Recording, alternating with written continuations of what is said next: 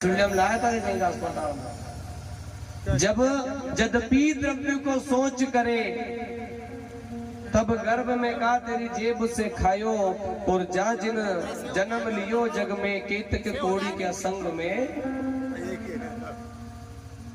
लेकिन जितनी पीड़ा माँ के गर्भ में होती है, 9 महीने माँ के गर्भ में उल्टा लटकना पड़ता है।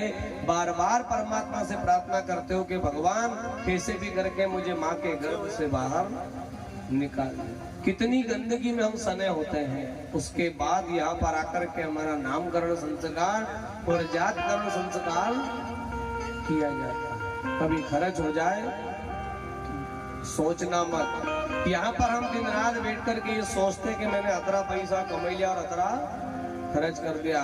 परमात्मा हंसता है और यही कहता है कि तू नीचे पैसे गिन रहा है और मैं तेरे ऊपर सांसें गिन रहा हूँ कि तेरे अब इतनी बची और अब इतनी और बचेगी। जब दांत नहीं तब दूध दियो, जब दांत नहीं तब दूध दियो, तब दांत दिए कछ और भी दे। अपन एक दिन भी पानी का बिना नहीं रहा, पुनः नाना के पानी को टोटी बंद कर दीजिए तो वो सब बरोबर कर देगा। यह गलती एक ही भी नहीं है कि तो जिनका उत्तरा चित्रा में जन्म हो नहीं।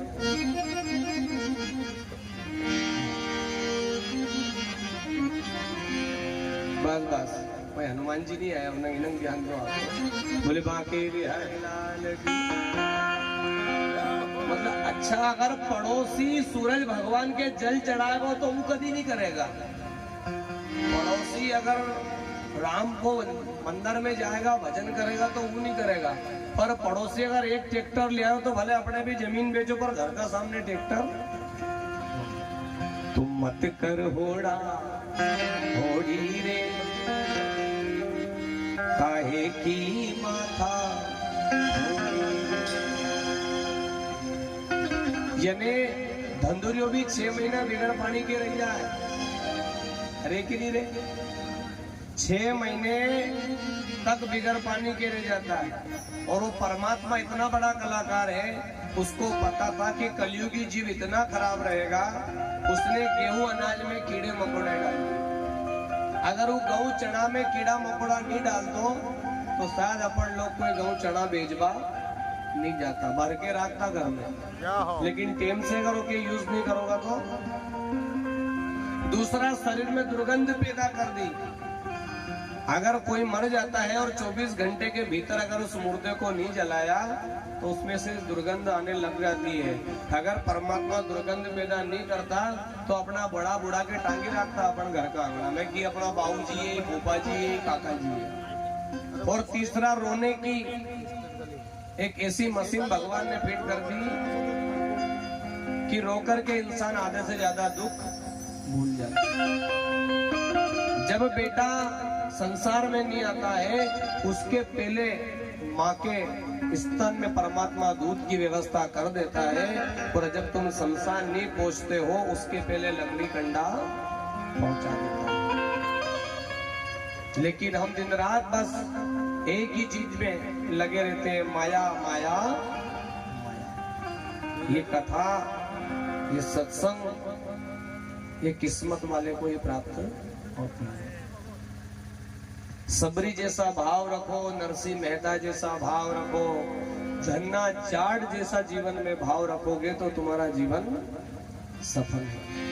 और जीवन में 2 जगह कभी अहंकार मत करना। एक तो अपने गुरु के सामने कभी अहंकार मत करना, और एक गोविंद के सामने कभी अहंकार। एक राजा जिसका नाम था भरतरी, जो उज्जैन का राजा था, और कोई छोटा मोटा राजा नहीं था। रोज साधु संतों की पूजन करता था, उनकी भक्ति करता था। और एक दिन गुरु गोरखनाथ का वहां से निकलना हुआ और उस राजा ने उनको प्रणाम किया। और राजा ने जैसे प्रणाम किया, रे राजा तेरी सेवा से मैं प्रसन्न हूँ, संत हृदय नवनीत समाना।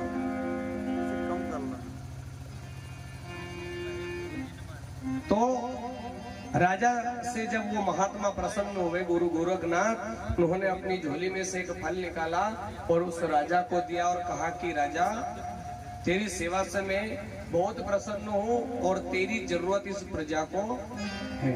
यानी राजा गर्म हो और प्रजा नरम हो, साधु संतों में धर्म हो और बहन बेटी में अगर शर्म हो तो वापिस सतयुग आने में देर नहीं लगे।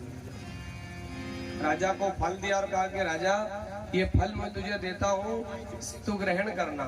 तो राजा ने कहा कि महात्मा मैं इसको ग्रहण तो करूंगा, लेकिन इसका फायदा क्या? बोले फायदा ये है कि तू इसको जब भी खाएगा, इसके खाने से कभी तू बूढ़ा नहीं होगा।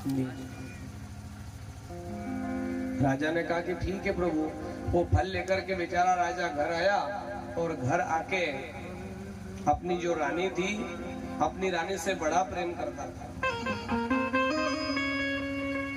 और जब रानी से प्रेम करता था तो उसने सोचा कि मैं तो एक दिन बूढ़ा होकर मर जाऊंगा, लेकिन मेरी रानी मेरे से 4 साल छोटी है, क्यों नहीं ये फल इस रानी को खिला दूं तो ये हमेशा सुंदर रहेगा। अब राजा घर आया और राजा ने उस रानी को वो फल दिया और सारी बात बताई कि ये फल मुझे महात्मा ने दिया है, लेकिन मैं तुझसे अधिक प्रेम करता हूँ, तो एक काम कर, ये फल तू ग्रहण कर ले, जिससे तू हमेशा सुंदर रहेगी।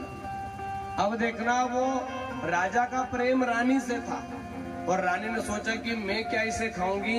वो रानी एक कोतवाल से प्रेम करती थी, तो उसने सोचा कि मैं क्यों खाऊं, मैं तो उस कोतवाल को दे दूं। जैसे ही उसने वो फल कोतवाल को दिया कि कोतवाल एक काम करना, ये राजा तो कुछ दिन के लिए जिएगा और मर जाएगा, तो इस फल को खाना, तू बढ़िया सुंदर दिखेगा, जवान रहेगा, और उसके बाद ये तो मर जाएगा, अपन दोनों शादी कर लेंगे और राज्य को तू भोग करना। लेकिन वो कोतवाल भी उस रानी से प्रेम नहीं करता था, वो एक वेश्या से प्रेम करता था। क्या हो जो प्रेम गली में आए नहीं, जो प्रेम गली में आए नहीं, प्रीतम का ठिकाना क्या जाने, जिसने कभी प्रेम किया ही नहीं, जिसने कभी प्रेम किया ही नहीं, वो प्रेम निभाना क्या जाने, जिसने कभी प्रेम। लेकिन उस कोतवाल ने सोचा कि इस वेश्या को मैं फल दूंगा। वो उस रानी से फल लेकर के जाता है और कोतवाल को फल ले जाकर उस वेश्या को देता है। वो वेश्या जब पूरा नृत्य करके जब बैठती तो कहा, रे वेश्या, मैं तुझसे अधिक प्रेम करता हूँ, तो एक काम कर, ये मुझे फल दिया, इस फल को तू खा लेना। उस वेश्या ने कहा कि ऐसा ये फल है, लेकिन इसका फायदा तो बता। तो उस कोतवाल ने कहा कि चिंता मत कर, इसको तो खाएगी तो हमेशा सुंदर रहेगी।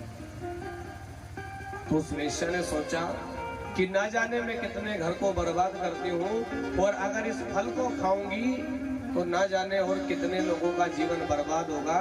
तो वो सोचा कि इस राज्य का जो राजा है, राजा भरतरी, उसके यहाँ वो नृत्य करने गई और वहां पर उसने राजा साहब को प्रार्थना करी कि राजा साहब, मैं आपको कुछ भेंट देना चाहता हूँ। तो राजा ने कहा कि वेश्या, तू और मुझे भेंट देने।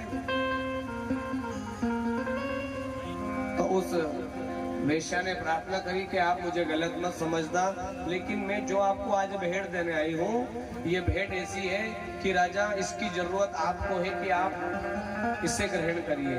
बोले क्या है? तो उस वेश्या ने जो फल था वो वापस राजा को मिला। किसको था?